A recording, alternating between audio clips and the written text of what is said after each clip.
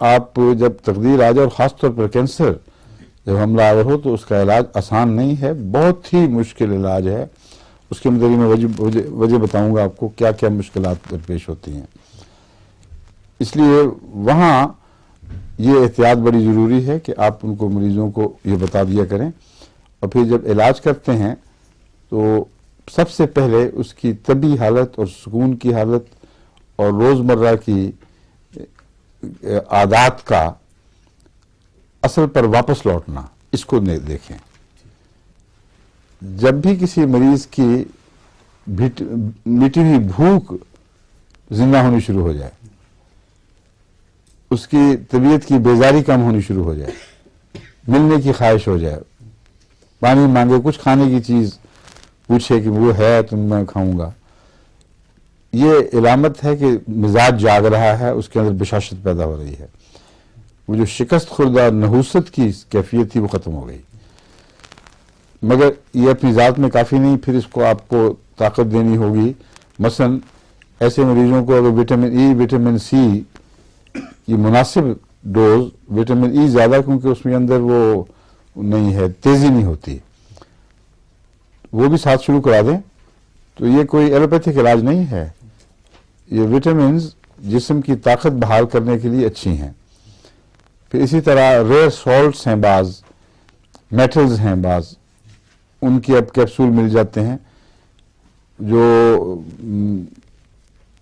ایسے میٹلز ہیں جن کو انسان عام طور پر اپنے خوراک میں ڈیٹیکٹ ہی نہیں کر سکتا، اور وہ موجود ہوتے ہیں.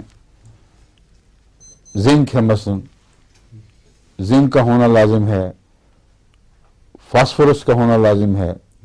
فاسفورس تو اکثر غذاؤں میں مل جاتا ہے، مگر بعض ایسے مولیبڈینم وغیرہ ایسے ایلیمنٹس ہیں جو بہت شاذ کے طور پر ہمیں معین ٹھوس صورت میں کسی غذا میں دکھائی دیں گے. معین ٹھوس صورت میں دکھائی نہیں دیتے، مگر ہمارے علم میں ہو کہ فلاں غذا میں ہیں، مگر ان کو کہتے ہیں ٹریس ایلیمنٹس. اللہ تعالیٰ نے ان کے ٹریسز غذاؤں میں رکھے ہوئے ہیں. اگر ان کو ان کے ٹریسز کو اکٹھا کر کے اس کی کوئی گولیاں بن جائیں تو یہ علاج نہیں ہے، بلکہ یہ احتیاط ہے کہ ہو سکتا ہے ان ٹریس ایلیمنٹس کی کمی کی وجہ سے جسم کے اندر کوئی دفاعی کمزوری واقع ہوئی ہو. اس لیے اس سے وہ جو زائد غذا ہے، اس کو غذا کی تقویت کا نظام کہنا چاہیے. ہومیوپیتھ کو وہ بھی ساتھ پیش نظر رکھنا چاہیے. نیند کے اوپر برا اثر پڑتا ہے کینسر کے مریضوں میں، اور کارسینوسین کے جتنے تجربے ہوئے ہیں، فوبیشر کیا نام ہے، فوبسٹر، اس نے اپنے بہت سے شاگردوں کے ذریعے کئی ہزار مریضوں پہ نظر رکھی ہے، جو ساری زندگی میں اکٹھے ہوئے ہوں گے، 2000 کے قریب انہوں نے بیان کیا غالباً. تو وہ یہ کہتے ہیں کہ کینسر کے مادے میں نیند اڑانے کا جز شامل ہے کوئی، اور جو سب کینسرز میں ہم نے دیکھا ہے، یعنی بعض دفعہ وہ ذہن کو الرٹ کر دیتا ہے کینسر، اور وہ الرٹ کرنا جہاں تک میں سمجھا ہوں اس وجہ سے ہے کہ کچھ کرو، یہ سونے کا وقت تو نہیں، جاگو اور کچھ کرو، اور کر سکتا نہیں، اور الرٹ ہو جاتا ہے.